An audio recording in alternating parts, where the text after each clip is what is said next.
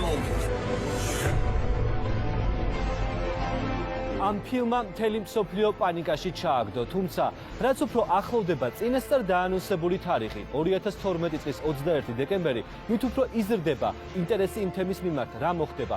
ინტერნეტში ყველა რეკორდი მოხსნეს წიგნებმა, სადაც ნოსტრადამუსის წინასწარმეტყველებაზე დაყრდნობით პირდაპირ წერია, რომ 2012 წელს დილა აღარ გათენდება და პლანეტა დედამიწა არსებობას უბრალოდ შეწყვეტს. ბუნებრივი კატაკლიზმები ის რაც ჯერ ადამიანს თვალით არ უნახავს, ომები და ბოლოს სამყაროს დასაშური. წინასწარმეტყველები პირდაპირ წერენ, რომ დროის სათვლა დაწყებულია და დღემდე უხილავი ეშმაკის პლანეტა იგივე ნიბირო დედამიწას შეეჯახება. ამას დაემატება მზისა და დედამიწის ერთ გრძედზე განთავსება, რაც საბოლოოდ კატასტროფით დასრულდება. ამ ყველაფერს ასტრონომები ბოდვას უწოდებენ და ამბობენ, რომ არანაირი საფრთხე არ არსებობს. დღეს ყველაზე ცხელ თოქ-შოუში საფრთხები თუ მხოლოდ პანიკა, ეზოთერიკოსები, ასტრონომები, ასტროლოგები, წინასწარმეტყველები, ექსტრასენსები და სასულიერო პირები. ყველა ერთად დღეს ვისაუბრეთ ყველაზე აქტუალური თემის შესახებ. 2012 საღამო მშვიდობისა, მე ვარ ჟურნალისტი ნოდარ მელაძე და მხოლოდ იმედის არხზე წარმოგიდგენთ ყველაზე ცხელ თოქ-შოუს. მივესალმებით ჩვენი სტუდიის სტუმრებს, დიდი მადლობა იმისთვის, რომ შემოგვერთით და მზად ხართ მონაწილეობა მიიღოთ დღევანდელ ჩვენს გადაცემაში. გივი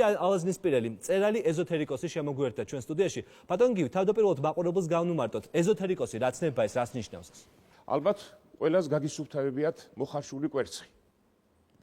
ერთ ადგილზე, რამდენადაც მასიურია შიგნით კვერცხი, ერთ ადგილზე არის ჩაზნექილი, სიცარიელია. მაგრამ ამაზე არც ქათამს უფიქრია და არც სხვა ვინმეს. ეს არის ელიფსის და პარადოქსის კანონი. მეცნიერები გვიმტკიცებენ, რომ დედამიწაც ელიფსია.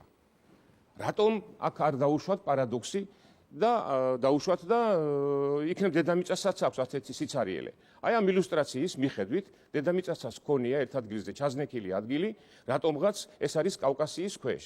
გიგანტის სიცარიელია, მაგრამ ეს ჯერჯერობით არანაირ საშიშროებას არ წარმოადგენს ჩვენთვის. აი ამ მიწისქვეშა სიცარიელის შესახებ ცოდნას ქვია ეზოთერული ცოდნა. არ გადავამეტებ თუ ვიტყვი, რომ მთელი მსოფლიო ახლა არის თუნდაც ერთი ნაწილი პანიკაში გარკვეულწილად იმ წინა კამპანიის გამო, რომელიც ბოლო 1 წელია მიმდინარეობს. მოდის 2012 წელი, რა შეიძლება მოხდეს? ის რომ პლანეტა დედამიწა არსებობას შეწყვეტს, ის რომ იქნება ბუნებრივი კატაკლიზმები, რაც საბოლოოდ 2012 წლის 21 დეკემბერს დასრულდება იმით, რომ დედამიწაზე დილა უბრალოდ აღარ გათენდება. რამდენ რეალურია ეს და რას ეფუძნება ეს პროგნოზები? 21 წელიწადია ძალიან დიდი ინტერესით ვკითხულობ ძველ ტექსტებს. ეს იქნება რელიგიის ნებისმიერი განშტოების თუ ქრისტიანული და მაინტერესებს რა იცოდნენ ოდესღაც, როგორ დაიწყო სამყარო და რა გველოდება ხვალ-ზეგ. როგორც ერთმა თითქოს მოილაპარაკესო, ყველა აღწერს, რომ არაამქვეყნიური სინათლე, როგორიღაცა კონცენტრაცია უნდა შემოიჭრას ჩვენს ორბიტაზე და დედამიწას ესტუმრება. მაგრამ ახალი წლის წინა დღეებში ერთი იმედიანი სიტყვები მინდა ჩემს ტელემაყურებელს დავუდო, რომ არანაირი მსგავსი, რაც აღწერეს ამერიკელებმა აი ამ ფილმით 2012 დედამიწას არ ემუქრება. მაშინ რა ემუქრება? თქვენ ამ საკითხს უკვე 21 წელია სწავლობთ. აი ამ 21 წლის მანძილზე დავადგინე ასეთი რამ. 2012 წლის ზამთარში, დეკემბერში, ეს არის წვრილი აი ლაზერის სხივის მსგავსი ესეთი სვეტივით უნდა შემოვიდეს დედამიწაზე. და რას გამოიწვევს ეს სხივი? ეს მოხდება საქართველოში, ქართულ მიწებს პატარათი ოდნავ შეარყევსო, ჩაშლის აი ამ ხეობიდან აი ამ ხეობამდე. მე შემიძლია ბიბლიიდან რომელ ხეობამდე? ეს საქართველოში მოხდება ეს ყველაფერი? კი, ქართულ მიწაზე უნდა მოხდეს, ქართულ მიწაზე უნდა მოხდეს. ახლა უყურეთ რა ხდება, რამდენიმე წლით უკან გამოჩნდა ეს მანათობელა ბირთვი, თავდაპირველად მეცნიერულმა სამყარომ ამას დაარქვა ასტეროიდი. ვეკითხები ახლა ხვდები მეცნიერებს, ასტროფიზიკოსებს, ასტრონომებს, რატო უწოდებთ ამას ასტეროიდს? იმიტომ რომ კაშკაშებს, არ უნდა კაშკაშებდეს მეუბნები. როგორ ატმოსფეროში უკვე შემოიჭრა, არ შემოჭრილა, როგორ შემოიჭრა, როდესაც ამბობენ რომ ეს შემოვა დედამიწის ატმოსფეროში 2036 წელს. სტუდიაში იმყოფებიან ასტრონომები, ქალბატონ მაეთოდოსთან მინდა გადავიდე კითხვით. ჩვენ ვისმენთ მოსაზრებებს, რომელიც ემყარება 21 წლიან შესწავლას, როდესაც მოხდა უძველესი ლიტერატურის შესწავლა ბატონ გივის მიერ. რა სხივზეა საუბარი? გვემუქრება ასტრონომიულად დასაბუთებული, თქვენ ტელესკოპებით აკვირდებით ატმოსფეროს, რა საფრთხეები არსებობს? მე სიმართლე გითხრათ, საერთოდ არ ვიცი რა სხივზეა ლაპარაკი, პირველად მესმის ესეთი რამ. არც გამიგია, მსგავსი რაღაც არც სხივი რამე შემოსვლა გარედან. არც არავის დაუფიქსირებია, არც რომელიმე ასტრონომისგან, არც რომელიმე მეცნიერისგან მსგავსი არაფერი არ გამიგია, აგერ ჩემი კოლეგა გია ჯავახიშვილი, რომელიც არ ვიცი თუ რამე იცი გია იქნებ შენ. არა ბატონმა გივი თქვა რომ რატო ანათებს, რატო ხედავ ჩვენ ასტეროიდის კოსმოსში თუ ის ატმოსფეროში არ შემოდის. ატმოსფეროში შემოусვლელად ხედავთ, აბა ამდენი მცირე ასტეროიდი რომ დაფრინავდა და ყველა დაფიქსირებული გვაქვს და ყველა ვიცით ზოდის სად იქნება, საიდან ვიცით, იმას ხედავთ ჩვეულებრივად ეს მზისგან შეიძლება ჩაგეკითხოთ. დიახ, ის ბატონო გიო. თუ ეს ასტეროიდი იყო, უცებ რატო გადაეწყვნენ თქვენი კოლეგები და რატო გახდა ეს მზე? თქვენც ხომ იცით რომ უკვე მეორე მზის ფენომენი ჩანს საში? ბატონო გივი, მთელი ჩვენ შეგვიძლია ვნახოთ ახლა კადრები, რომელიც ბატონმა უკავია მზეს, თავის მასით, თავის წონით, თავის ყველაფრით და მეორე მზე რო აქ გამოჩენილიყო, იცით რა მოხდებოდა? მეორე მზე, ესე იგი ჩვეულებრივი ახალი ვარსკვლავი გაჩნდა ჩვენთან ახლოს, თქვენ ამბობთ მაგას. მეორე მზე. ბატონმა გივი, ჩვენ მოგვაწოდა ფოტოები, შეგვიძლია ახლა ვნახოთ ეს ეკრანზე, ეს არის ერთ-ერთი ფოტო და ბატონ გივი ამბობს რომ ეს არის მეორე მზე, რომელიც გამოჩნდა. ზის გვერდით მეორე მზე. კი ბატონო. ეს არის ატმოსფერული მოვლენებია ხოლმე, ბატონო გივი, ეგეთი მირაჟის მსგავსი, რომელიც დაფიქსირებული არის 4 მზეც დაუნახიათ, როცა სხვადასხვა მიმართულებით ჩანდა სხვადასხვა მზეები. მაგრამ ეს იყო დედამიწის ატმოსფეროს ანარეკლების ეფექტი, ატმოსფერული მოვლენა და არა დაუშვათ კონკრეტ მართლა მზე, რომელიც საში იყო. ეგ ცოტა ისეთი უცნაურია, რომ ეხლა ის უცნაური, იცით რა არის? NASA-ს ასტროფიზიკოსები სულ სხვა თემატიკას გვთავაზობენ და ილუსტრაციებს. თქვენ ამბობთ, არაფერი არ გამოჩენილა. აბა კამერამ რა დაინახა? ილუზია? ვერ გვაჩვენებ NASA-ს ასტროფიზიკოსების მიერ იმის თქმას, რომ იქ არის ორი მზე. არ არსებობს უბრალოდ, ეგ არის სისულელე. ახლა მეცნიერები ამბობენ, რომ არაფერი მსგავსი არ არის მოსალოდნელი. აი ახლა მე რამდენიმე კადრი უნდა შემოგთავაზოთ, ეს არის კანონიკური, მართლმადიდებლური ძველი ფრესკები და ხატები. შეხედეთ, მთა არის გადახეთქილი. და ზემოდან როგორიღაცა სხივი შემოდის.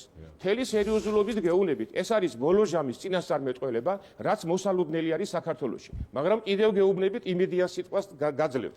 ეს არ გამოიწვევს გლობალურ კატასტროფას. ამას კიდევ ბიბლიი დაგიმტკიცებს. შემდეგი ილუსტრაცია ვნახოთ.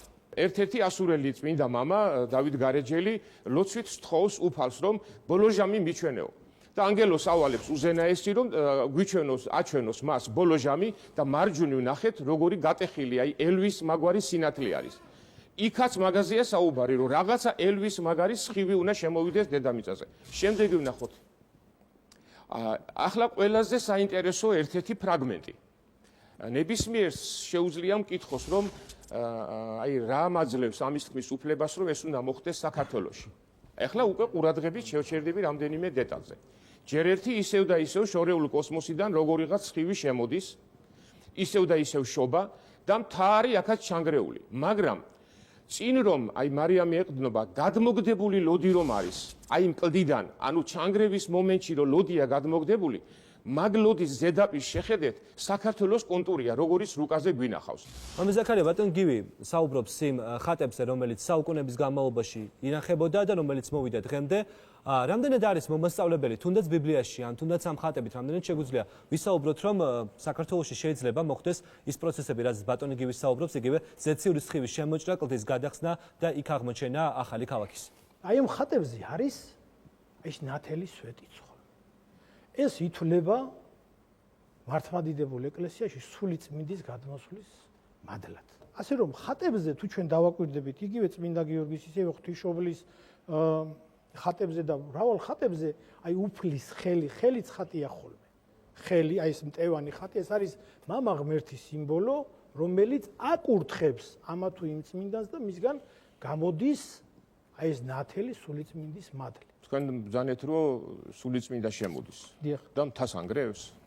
სულიწმინდა მთასაც ანგრევს და უარე წარღურა სულიწმინდის მადლით მოვიდა და ბევრი ერთხელ ვედავებოდნენ ეკლესიაში, როგორ შეიძლება ღმერთმა ჯოჯოხეთის შექმნას.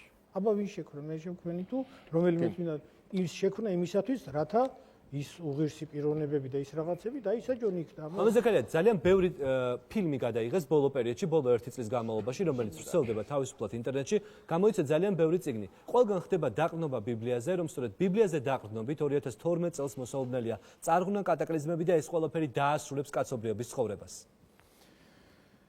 სამწუხაროდ თუ კაცობრიობის ისტორიას გადავხედავთ, უკვე ქრისტეს მოსვლიდან 2000 წელი გადაგავიდა. როდესაც ადამიანის სულიერი დეპრესია იზრდებოდა, რაღაც პრობლემები იყო სამყაროში, აი ამ პერიოდებში მამებთა ნაშრომებში, მეცნიერებაში და ბევრგან და ყველგან ფაქტიურად სოფლიო დეპრესია ხდებოდა ხოლმე.